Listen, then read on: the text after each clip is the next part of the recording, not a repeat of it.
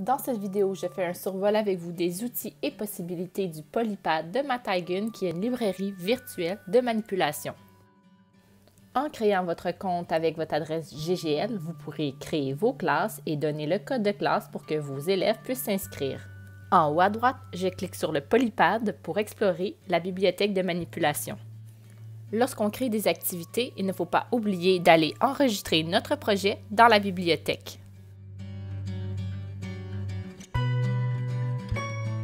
Vous retrouverez les différents outils de manipulation dans l'onglet Carrelage. Les outils sont classés par grande catégorie. Vous verrez d'abord les polygones avec des polygones réguliers et irréguliers, dont un qui peut être modifié. Je peux aussi modifier le polygone en changeant la couleur.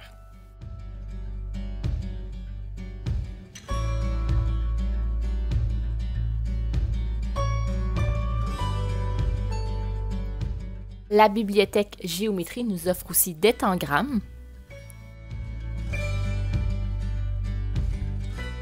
ainsi que différentes autres possibilités intéressantes. Passons maintenant à la catégorie des nombres. Vous retrouverez d'abord les tuiles pour l'unité, la dizaine et la centaine.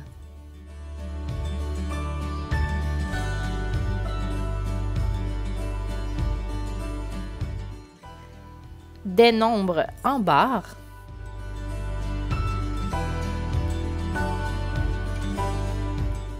Très intéressant aussi, on retrouve les cercles de facteurs premiers où les nombres premiers sont affichés en une seule couleur. Et lorsqu'on entre un nombre qui est composé, eh bien, on voit les différentes couleurs associées à ces nombres premiers.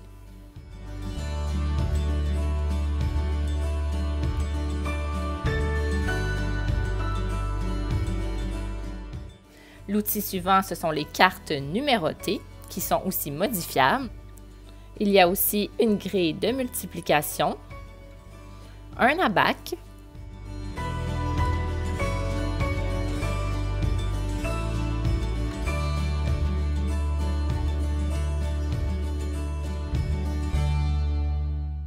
et un tableau de numération avec des points.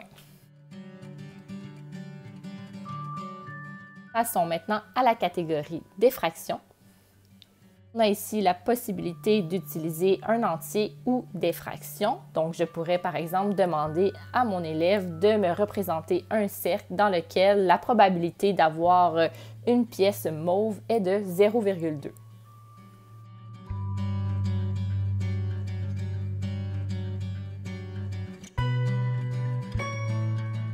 Toujours dans la catégorie fractions, on retrouve les barres de fractions. Tout cela peut évidemment être à tout moment annoté grâce au crayon ou à la barre de texte.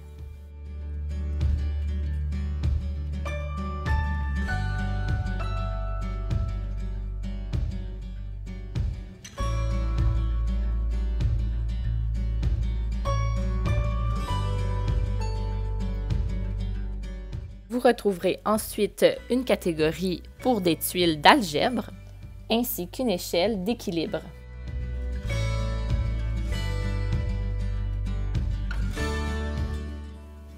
Dans la catégorie probabilité, vous retrouverez un dé, des pièces et une roue qui tourne, qui peuvent tous être lancés de façon aléatoire. Il devient donc simple de tester les probabilités en classe.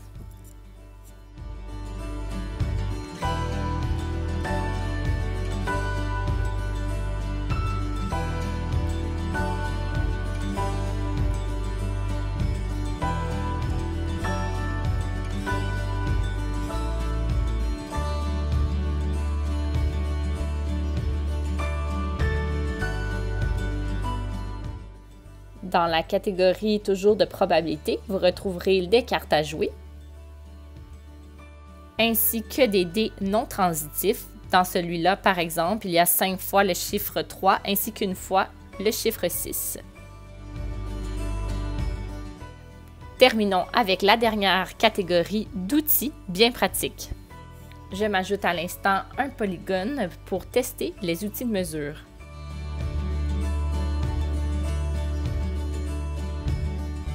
De façon automatique, notre règle ou notre rapporteur se place facilement sur la forme. Au besoin, on peut venir allonger la longueur de la règle. Le crayon nous permet de tracer des lignes tout au long de la règle très facilement.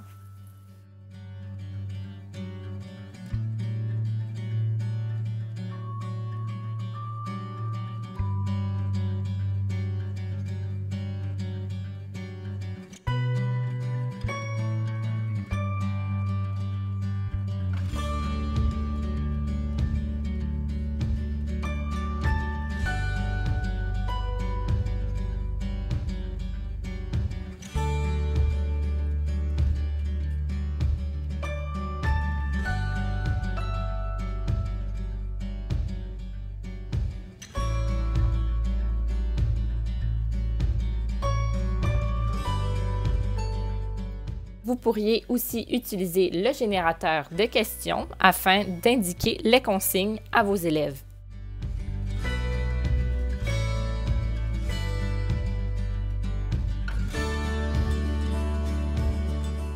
Toujours dans cette dernière catégorie, vous retrouverez la ligne numérique qui, encore une fois, peut être annotée par vos élèves.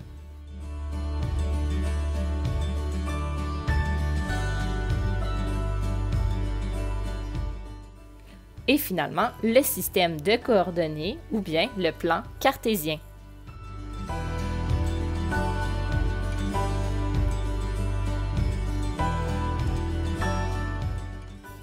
Lorsque vous avez terminé et que vous voulez partager un modèle à vos élèves, vous devez venir sauvegarder le projet dans la bibliothèque et vous pouvez appuyer sur le bouton de partage à droite.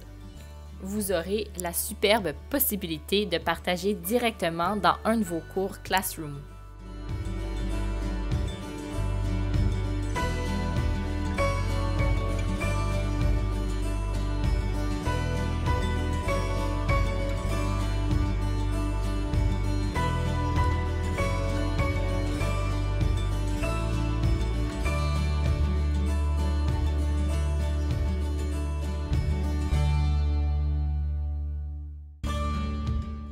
Un devoir aura alors été automatiquement généré par l'application. Votre élève pourra alors consulter son devoir et cliquer directement sur le lien.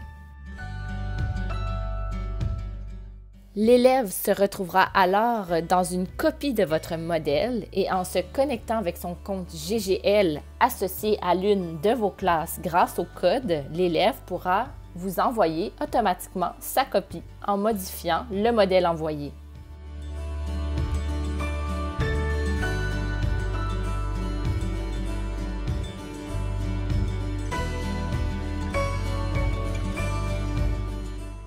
Par contre, l'élève ne doit surtout pas oublier à son tour de venir dans la bibliothèque enregistrer son projet. Dans le tableau de bord de votre classe, vous retrouverez le projet de l'élève et vous pourrez consulter ses modifications.